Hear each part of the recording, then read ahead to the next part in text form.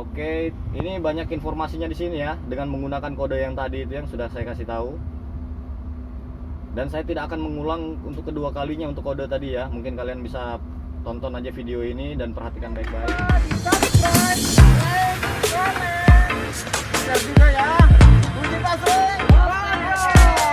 Pagi sobat pasring. Kali ini kita ada dapat unit baru ya. Ini adalah unit Sunny 750H yang Pro. Nah, untuk unit Sunny ini sendiri yang sekarang ini lagi viral lah, lagi booming ini di Indonesia karena banyak berdatangan masuk ke Indonesia. Dan unit ini unit dari Cina ya, unit dari Cina. Kebetulan di tempat kita ini Sunny sudah mulai masuk semua. Jadi mulai dari yang kecil sampai yang ke mediumnya, yang 750 ini ya. Nah, kita akan coba bahas tentang Sunny yang 750 ini, bagaimana aja spesifikasinya ya. Dan kita mulai dari body-bodinya dulu ya. Untuk panjang unit ini, panjang unit dari counterweight sampai ke arm, tapi pakai dilipat ya, pakai dilipat, arm dilipat, itu panjangnya sekitar 12 meter. Kemudian lebar dari bodinya ini, lebar body dari track frame kiri ke kanan itu sekitar 4 meter. Dan ground clearance-nya mulai dari counterweight, bawah counterweight itu sampai ke tanah itu sekitar 1,5 meter. Dan kemudian kita ke bucket. Ayo.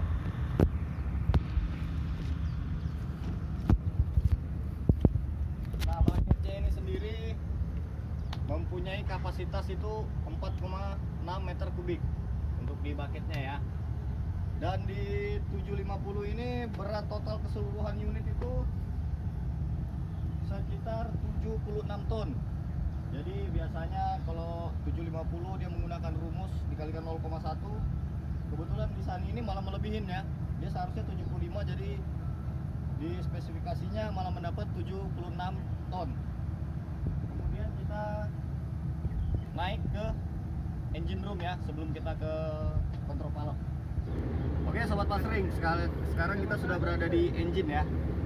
Nah, untuk engine di Sunny ini biasanya yang kecil itu dia menggunakan engine Mitsubishi. Kebetulan yang ke 500 up, 500 yang 750H ini dia sudah menggunakan engine-nya itu Isuzu. Engine Isuzu, kemudian dari fuel systemnya sendiri dia sudah menggunakan common rail CRI ya.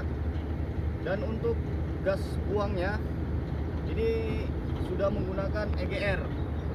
Jadi dia sudah low emisi ya. Sudah low emisi. Kemudian dari tipe engine-nya sendiri dia menggunakan ini ya, 6WG 1X. Dari tipe engine-nya. Ya, mungkin bisa dilihat ya. Ini 6WG 1X untuk tipe engine-nya.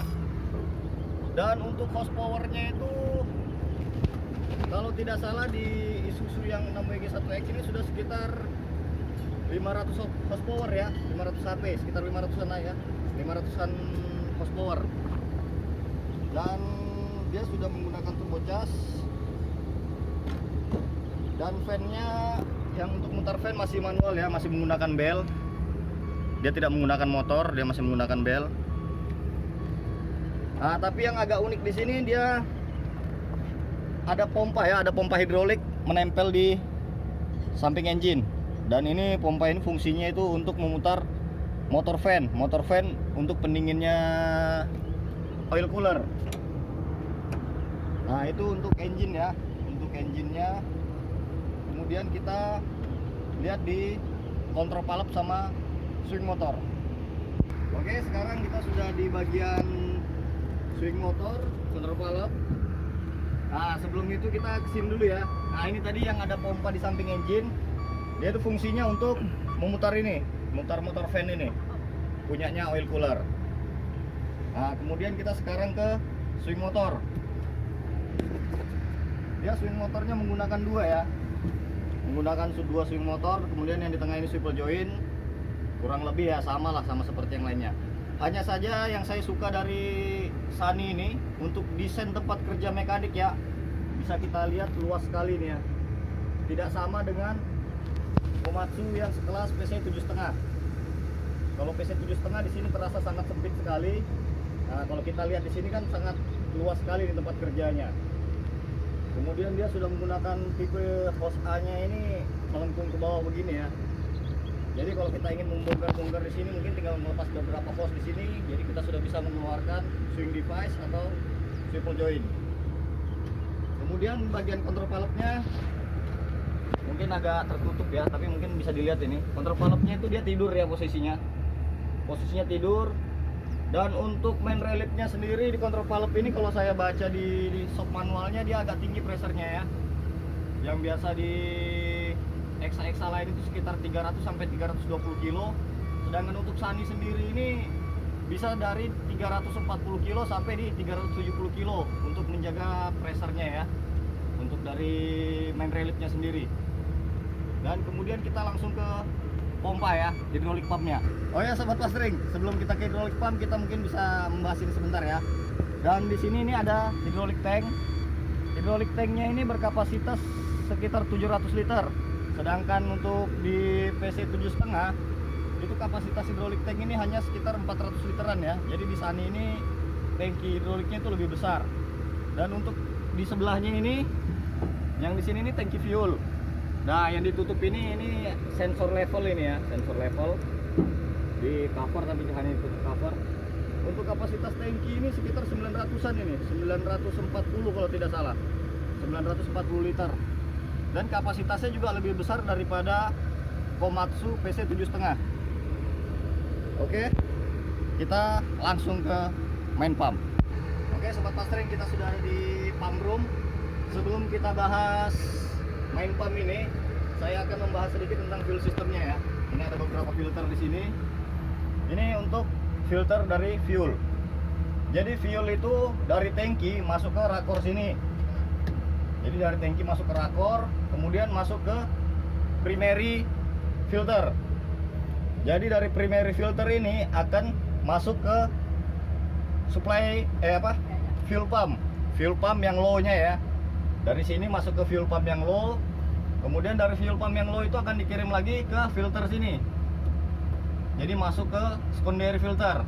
Jadi dari secondary filter ini baru dia masuk ke fuel pump lagi, tapi yang high-nya ya. Masuk ke fuel pump lagi. Jadi dari fuel pump yang high-nya itu akan dikirim ke common rail. Jadi itu urutannya ya, dari sini kemudian dia ke sini, baru ke fuel pump, baru masuk ke filter ke secondary, masuk ke fuel pump lagi, baru ke common rail. Dan untuk yang filter 2 ini filter oli nih ya. Yang 2 ini filter oli engine ini ya, filter oli engine. Nah, kemudian baru kita masuk ke main pump. Jadi kita bahas dari depan dulu ya. Di depan ini ada namanya pilot pump. Ini pompa juga ya, ini pompa pilot. Jadi kemudian ini filternya. Ini filternya pilot. Nah, baru kita masuk ke main pumpnya. Main pumpnya ini menggunakan Kawasaki ya. Ini main pumpnya Kawasaki. Kemudian di sini ada regulatornya. Kalau kita lihat simpel sekali. Regulatornya hanya menggunakan satu hose pilot aja ya, satu hose pilot. Nah, yang supply dari pilot pump ini dia masuk ke filter, kemudian dicabang di sini, dicabang 2 untuk dibagi. Dan yang mengatur dari regulasinya main pump ini hanya solenoid ini ya, hanya solenoid ini. Ketika pilot ini masuk, nah dia akan ditutup sama solenoid ini yang masih tertutup ya, waktu solenoid ini belum bekerja. Nah, ketika solenoid ini mendapatkan current, mendapatkan arus, dia akan membuka jalur pilot ini, membuka jalur pilot dan akan menggerakkan sudut pompa ini ya, menggerakkan sudut pompa ini. Dan ini bersifatnya variabel ya, jadi dia tidak membuka terus atau menutup, jadi dia bisa membuka perlahan-lahan dan menutup perlahan-lahan. Nah, di sini main pumpnya juga tandem ya, tandem. Di sini ada main pump 1, main pump 2. Jadi kelihatan sangat simpel sekali di Sunny ini ya. Regulasi pompanya simple, dan pompanya sendiri kalau saya lihat ini memang sangat mirip sekali dengan pompanya Hitachi ya, untuk dari struktur bodinya. Kemudian kita setelah dari sini mungkin kita langsung masuk ke kabin, apa aja yang ada menunya di dalam kabin. Oke sobat Pastering, sebelum kita masuk ke dalam kabin ya, saya ada yang terlewatkan sedikit di sini. Nah, saya ingin menjelaskan di sini, ini ada radiator. Nah, kita akan kasih lihat ini posisinya radiator. Kemudian di sini ada kondensor AC ya. Dan di sini ada fuel cooler. Nah, jadi yang didinginkan kipasnya yang diputar oleh engine tadi itu ya ini ya, radiator, kondensor dan fuel cooler. Baru kita ke sebelah. Oke, di sebelah sini sobat pasring. Nah, di sini ada terdapat oil cooler ya. Ada oil cooler di dalam sini. Kemudian di sini ada box untuk elektrik. Hanya saja sini tulisannya kalau nggak salah ini tulisan Jawa ini ya. Tidak, ini tulisan Cina ya.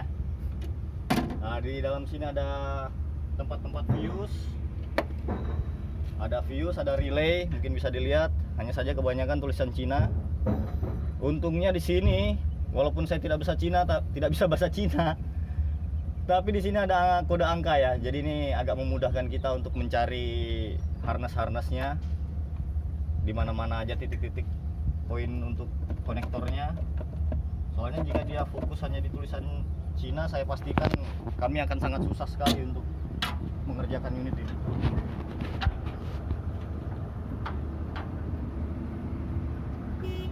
Oke, sekarang kita lihat isi kabinnya.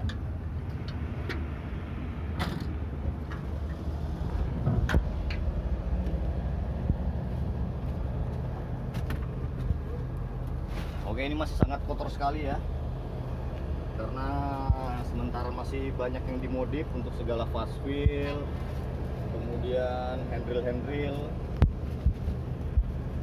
Oke, sekarang kita akan bahas dulu mulai dari kenyamanan operator ya. Nah, di sini kenyamanan operator ini kalau untuk joknya ya lumayan. Dan di bawah sini ada penyetelannya. Ini ada penyetelannya untuk naik turunnya ya.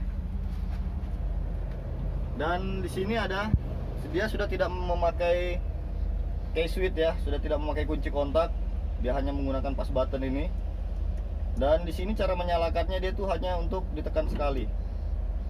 Ditekan sekali dia akan on. Tapi sebentar dulu, kayaknya switch baterainya mati. Oke, sobat pasring, yang saya suka di sini ini ya. Dia sudah menggunakan push button ini ya untuk on dan startnya. Jadi dia tuh kalau ditekan sekali dia akan langsung on. Dan dia biasanya minta sandi untuk pertamanya ya.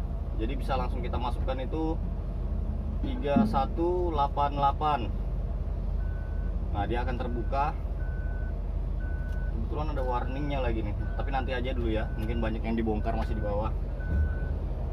Dan untuk setarnya itu ditekan lagi sekali lagi ya, ditahan tapi ditekan sekali tapi ditahan. Kebetulan kita tidak bisa start unit ini karena solarnya lagi di ini ya, tangki fuelnya itu lagi dikosongkan untuk modif fast wheel. Jadi kita bisa bahas ini, jadi hanya posisi on. Kemudian dari sini ya kita bisa lihat ini untuk GPS-nya, ini untuk auto idle. Jadi kalau dia RPM tinggi sedang tidak kita goyang, kalau auto idle ini kita aktifkan, dia akan turun sendiri. Kemudian ini untuk kecepatan dari travelnya ya. Kalau mau butuh cepat kita taruh di kelinci, kalau butuh lambat kita taruh di kura-kura. Kemudian ini untuk musik, untuk radio. Jadi bisa juga kita konekkan ke Bluetooth lewat HP, atau kita bisa menggunakan flash disk, bisa dicolokkan lewat samping. Kita kembali lagi. Nah, yang untuk di sini ini untuk AC ya. Ini tombol-tombol untuk pengaturan dari air conditionernya, untuk pendinginnya. Dan di sini ada indikator dari fuel. Indikatornya fuel level ya. Indikator fuel level. Dan ini temperatur coolant. Jadi kalau dia sampai di merah ini, sampai di high, berarti dia menandakan kalau dia itu overhead. Dan angka 1 ini, angka 1 itu dari throttle ini ya, akselerasi gas. Nah, dia akan berubah jika kalau kita putar naik ke 5, 6, 7, 8, 9, 10, 11 itu sudah di mode powernya ya. Nah, dia sudah tidak bisa dinaikkan lagi, tapi ini tetap bisa terputar. Tapi kalau sudah di 11 kita tidak perlu memutar lagi ya, karena itu sudah mentok. Jadi kalau misalnya kita butuh powernya agak kecil, kita tinggal turunkan saja. Oke, sekarang kita masuk ke menu. Ini pengaturan AC. Jadi untuk temperaturnya bisa kita naikkan turunkan, dan untuk kecepatan kipasnya bisa kita atur. Nah, ini untuk udara dalam atau udara luar. Oke, ini untuk posisi hembusan ya. Kita mau minta dari depan atau dari depan ke belakang, depan belakang sama di bawah kaki, atau hanya di bawah kaki saja. Dan ini juga, ini kalau tidak salah ini untuk udaranya aja ya. Kemudian ini untuk pengaturan Bluetooth. Jadi bisa kita konekkan ke HP. Jadi kita aktifkan ini, kita aktifkan juga Bluetooth kita di HP, jadi tinggal di connect. Dan untuk telepon, jadi kita bisa nelpon dari sini ya. Tapi sebelum kita nelpon dari sini itu kita harus konekkan lewat Bluetooth. Jadi kalau kita mau menelpon seseorang, kita tidak perlu lagi membuka HP. Jadi kita tinggal pencet aja nomornya berapa dan tinggal ditelepon. Jadi agak lebih kekinian unit ini ya.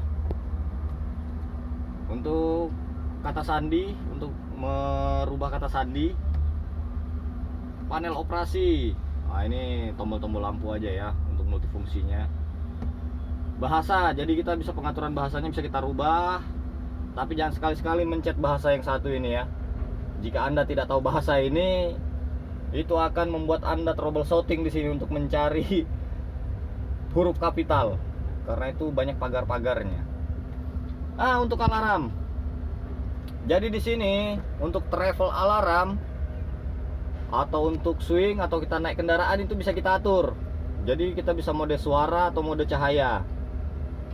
Jadi kalau kita mode suara tinggal kita aktifkan saja, atau kita mau suara dengan cahaya, jadi kita aktifkan semua. Kalau kita mau hanya suara saja, kita matikan cahayanya. Itu bisa diatur di sini. Kemudian pengaturan alarm sudah, di sini pengaturan jam dan tanggal. Jadi tanggalnya bisa kita atur, begitu juga dengan jamnya. Informasi mesin, ini dari nomor perangkat, dari informasi dari unitnya ya. Asisten layanan, di sini kita bisa memasukkan kode untuk kita melihat ini ya, melihat errornya. Jadi error apa saja, atau error yang sudah pernah terjadi itu error apa saja. Mungkin akan saya kasih tahu kodenya. Stop dulu Dil. Oke, akan saya beritahu kodenya ya. Kodenya untuk membuka ini 31868. Langsung enter. Jadi langsung terbuka di sini ya. Informasi operasi, jadi informasi kerja mesin. Jadi kita bisa lihat di sini mulai dari tekanan rel dari fuel, kecepatan mesin, tekanan oli, suhu cairan pendingin. Hanya saja ini tidak running ya, jadi makanya banyak yang 0. Kecepatan putaran mesin, RPM-nya 0. Jadi bisa kita pantau dari sini. Kita pencet bawah, dimulai injeksi bahan bakar, tegangan relay utama. Jadi banyak yang bisa kita lihat di sini ya. Itu untuk mesin. Saklar mesin. Ini untuk mesinnya, di sini untuk hidrolik. Hidrolik, jadi banyak juga di sini 0 semua karena unit ini tidak sedang running.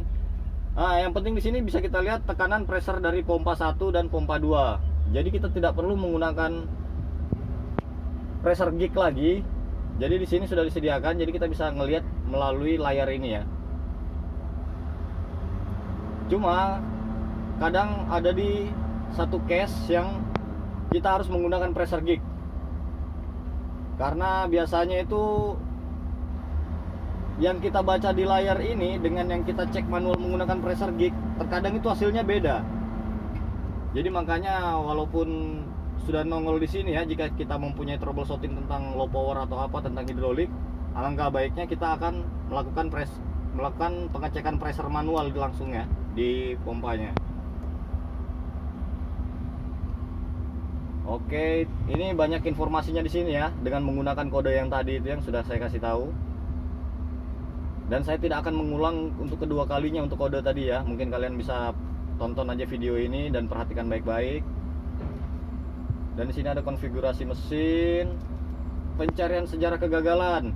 Nah, ini errornya ya, errornya yang terjadi yang sebelum-sebelumnya bisa kita anu. Ternyata banyak sekali. Ini kebetulan kemarin mungkin banyak sekali soketan yang dibongkar ya. Karena waktu kita ngerakit kan belum banyak yang terpasang, banyak yang dicabut, dipasang, dicabut, dipasang. Ini historinya banyak sekali. Tapi sudah tidak aktif tadi itu ya. Koreksi deviasi jalan. Nah, di sini yang saya belum paham dan saya masih mencari tahu ini maksudnya apa ini ya. Tingkat perjalanan ke kiri bisa diatur. Mungkin itu untuk kelurusan dari treknya sendiri ya. Tapi nantilah, saya tidak berani bicara panjang lebar karena saya juga belum terlalu paham untuk yang ini.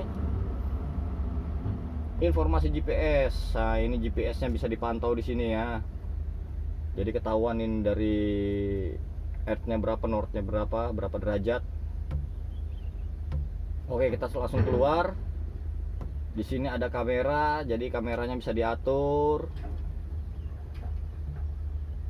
Pengaturan parameter, satuan metrik, aktifkan GPS, manajemen SIM card, pengaturan APN internet, WAP 123. Oh, kelihatannya saya juga belum paham di sini.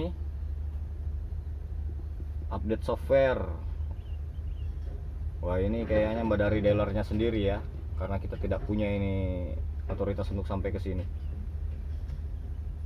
Oke, itu ya tadi dari tampilan layarnya dan cukup menarik. Dan kita kembali ke sini. Ini tadi untuk throttle gasnya. Ini untuk throttle gasnya. Dan untuk yang ini pengaturan volume dari sini ya, bisa kita atur dari sini volumenya. Volumenya kalau kita mendengarkan musik bisa kita atur dari sini. Dan untuk tombol ini tombol untuk mengangkat dan mereject telepon. Kalau ada telepon bisa kita atur dari sini. Di sini untuk musik. Ini untuk mematikan buzzer. Jadi kalau ada suara alarm tit bisa kita tekan ini dan kita matikan. Kalau ini kelihatannya tidak anu ya, tidak ada efeknya sama sekali ya. Kalau ini untuk putaran kipas. Kemudian ini yang pengaturan kelinci kura-kura. Dan ini untuk work lamp ya. Untuk kerja anu apa? Pencahayaan lampu kerja. Dan di sini nih ada dua step ya. Untuk sekali tekan ini yang nyala itu hanya lampu sebelah sana, lampu yang di atas baterai. Kemudian untuk kalau dua kali ditekan, dia akan nyala semua, mulai dari yang di atas kabin itu akan nyala. Jadi dia dua step ya, dan matikannya juga dua kali. Ini untuk wiper, ini untuk air wiper, dan ini hanya opsional, ini tidak berfungsi untuk sekarang ya, karena tidak ada dipasang ini. Ini walaupun kita pencet begini tidak ada pengaruhnya juga sama sekali. Dan ini untuk mematikan buzzer juga, untuk mematikan suara. Oh iya, saya salah tadi ya, maaf. Yang ini untuk mematikan suara untuk dari musik.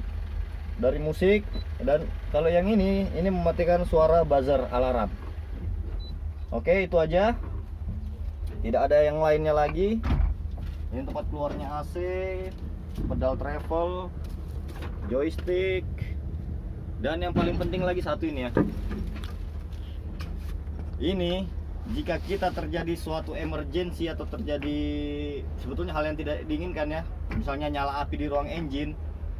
Jadi itu kita tidak perlu panik, kita tinggal cabut pinnya ini. Kita cabut pin ini, tinggal kita tekan. Jadi itu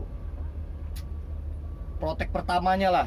Jadi di engine itu akan menyembur, fire suppressionnya ya, menyembur untuk mematikan api. Jadi kita tidak perlu panik, jadi kita tinggal ikuti aja prosedurnya, tarik pin dan tekan. Oke. Mungkin sampai di sini aja dulu penjelasan dari saya. Mungkin kita dapat berjumpa lagi di video-video selanjutnya ya. Salam kunci pas ring.